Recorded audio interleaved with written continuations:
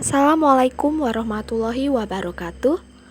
Saya Nastasa Bella, NPM 19 10 30 10 16, kelas 4B.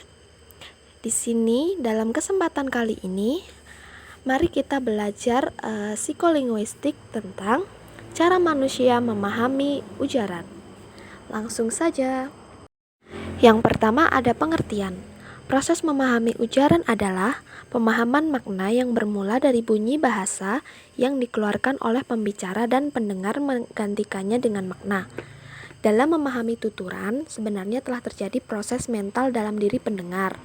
Pendengar tidak hanya pasif mendaftar bunyi-bunyi itu saja, tetapi ia secara aktif memproses dalam pikirannya.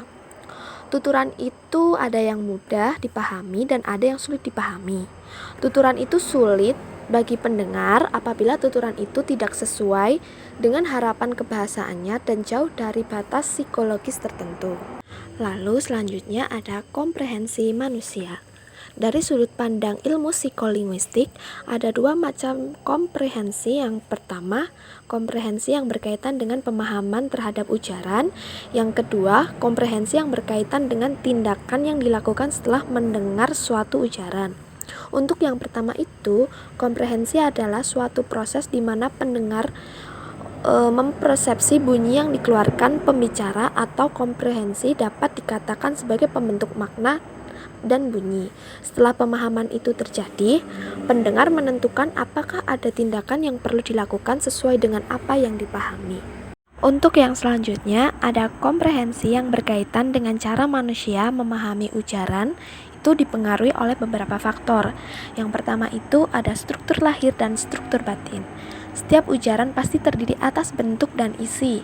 Bentuk dari suatu ujaran sering dikatakan sebagai struktur lahir, sedangkan isi dari suatu ujaran dikatakan sebagai struktur batin. Misalnya, dalam contoh seperti ini. Perempuan tua itu adalah nenekku. Kalimat tersebut cukup dapat dipahami dari urutan-urutan kata yang terdengar atau terlihat. Siapapun yang mendengar kalimat tersebut akan memberikan interpretasi makna yang sama, yakni adanya seorang perempuan yang tua dan perempuan tua itu adalah nenek dari si pembaca. Yang kedua, ada proposisi. Proposisi dapat disebut juga sebagai unit-unit makna pada kalimat atau isi tuturan. Proposisi dibagi menjadi dua bagian, yaitu argumen dan prediksi. Argumen itu sesuatu yang dibicarakan, sedangkan prediksi adalah pernyataan yang dibuat mengenai argumen atau dapat juga dikatakan sebagai unsur wajib yang harus ada pada setiap kalimat. Contoh kalimatnya adalah seperti ini. Arya menendang bola. Kata Arya berproposisi sebagai argumen, kata menendang berproposisi sebagai predikasi, dan kata bola berproposisi sebagai argumen pula. Jadi, kata menendang tersebut wajib ada dalam kalimat tersebut.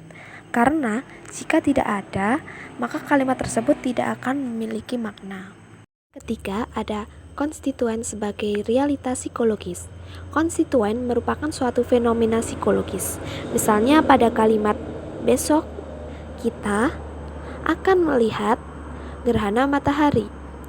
Pada saat bertutur, jeda tersebut menunjukkan konstituen-konstituen pada kalimat. Keempat, ada strategi manusia dalam mempersepsi ujaran. Jadi cara memahami suatu ujaran dapat dilakukan dengan pendekatan sintaksis dan semantik. Ada suatu proses mental secara sintaksis ketika suatu kalimat dibicarakan akan terasa janggal apabila seseorang yang sedang berbicara tersebut belum menyelesaikan kalimatnya. Lalu ada pengetahuan tentang dunia juga yang merupakan salah satu strategi manusia untuk memahami suatu ujaran. Pengetahuan tentang dunia memiliki tiga sifat, yaitu universal, atau pengetahuan yang dimiliki seseorang itu sama dengan orang lain. Contohnya, mamalia berkembang biak dengan cara melahirkan. Yang kedua, pengetahuan lokal atau khusus, misalnya tentang budaya.